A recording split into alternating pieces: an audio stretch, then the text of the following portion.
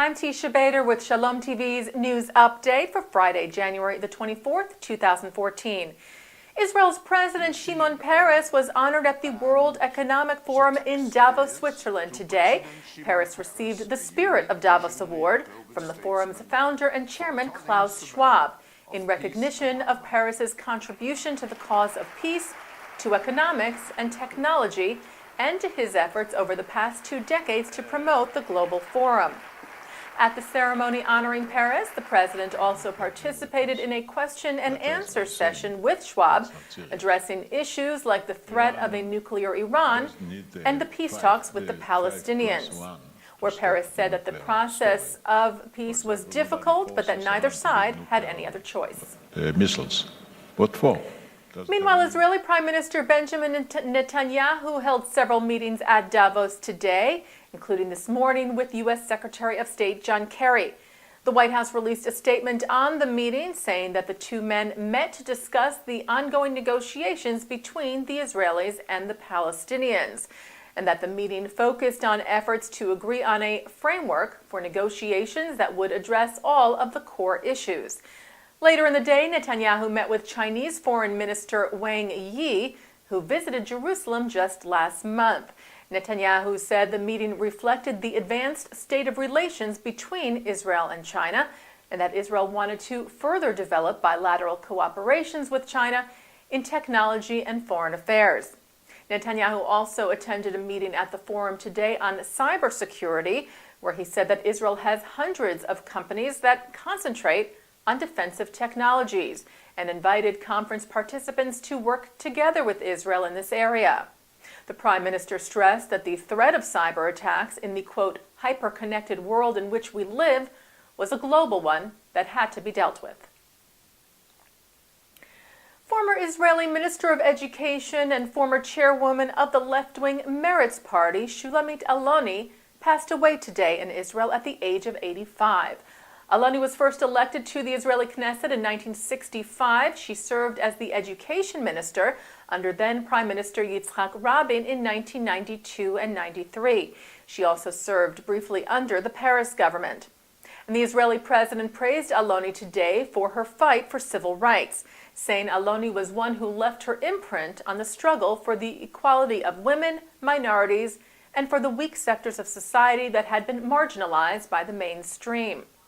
Aloni received the prestigious Israel Prize in 2000 for her lifetime achievements and special contribution to society and the State of Israel. And while not everyone agreed with Aloni's politics, she was remembered for her strong commitment to the causes she fought for. Israeli Prime Minister Benjamin Netanyahu expressed his condolences to Aloni's family and said, "Despite the deep disagreements we had over the years, I appreciated her contribution to the public and her determination to firmly stand for the things she believed in." Aloni will be laid to rest this Sunday at the Kfar Shmaryahu Cemetery north of Tel Aviv.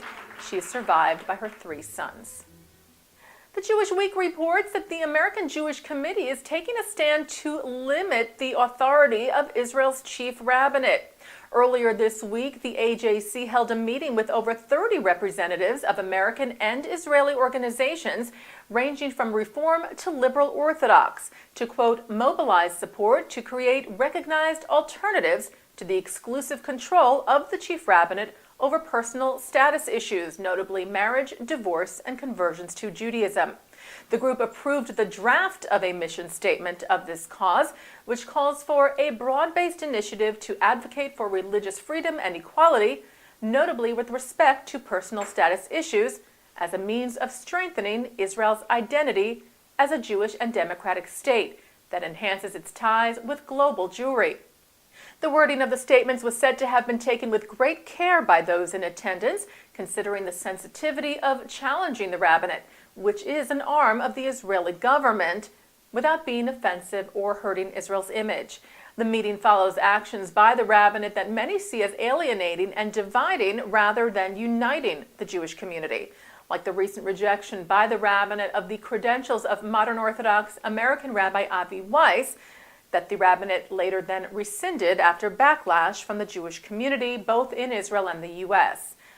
Among the groups present at the recent AJC meeting were representatives from the Israel Democracy Institute, the National Council of Jewish Women, the New Israel Fund, Israel Policy Forum, JOFA, which is the Orthodox Feminist Alliance, UJA Federation of New York, the Reconstructionist Reform and Conservative movements, and the leaders of Yeshivat Chovevei Torah, which calls itself Open Orthodox. The Jewish Week noted that most of those present at the meeting said they would need to report back to their organizations for official permission to endorse the mission statements. AJC's National Director of Contemporary Jewish Life, Stephen Boehm, said he was pleased by the broad range of participants in the meeting. Boehm said, "We now have a coalition of the willing, ready to act to alter the status quo in Israel." Some billboards in France advertising for the Jewish dating site JDate were taken down after they were vandalized. In what appears to be another example of the growing anti-Semitism in France, the billboards were defaced with swastika graffiti and window panes broken. The billboard advertiser decided to pull 18 out of the 100 JDate billboards to avoid further similar acts. He said the decision was commercial and did not represent any position on the issue. Many of the billboards taken down were in the western Paris suburb of Nanterre. Documents used by prosecutors at the historic Nuremberg trials to help convict some of the most notorious Nazis are now on display at the Berlin Jewish Education Center.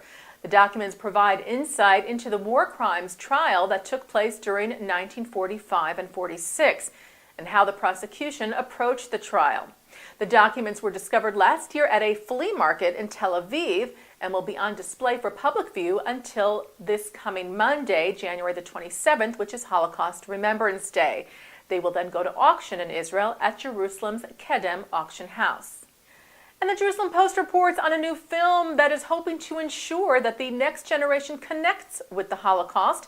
The film Opening Night stars renowned Israeli cantor and Broadway star Dudu Fisher, who plays a survivor of Auschwitz, and how he deals with his family and copes with the world after the camps. Cecilia Margulies, a collaborator on the film, is also the daughter of Holocaust survivors, who has dedicated much of her life to Holocaust education.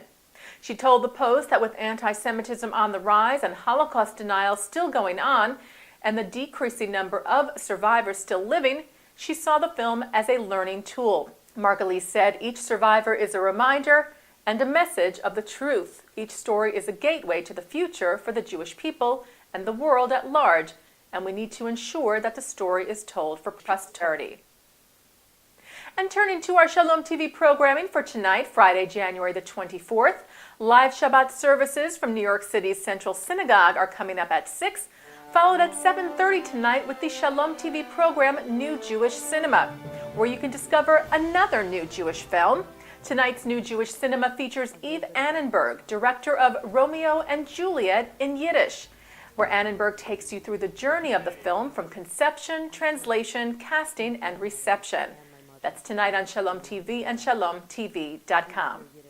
And that's Shalom TV's news update for Friday, January the 24th, 2014. I'm Teisha Bader. Shabbat Shalom.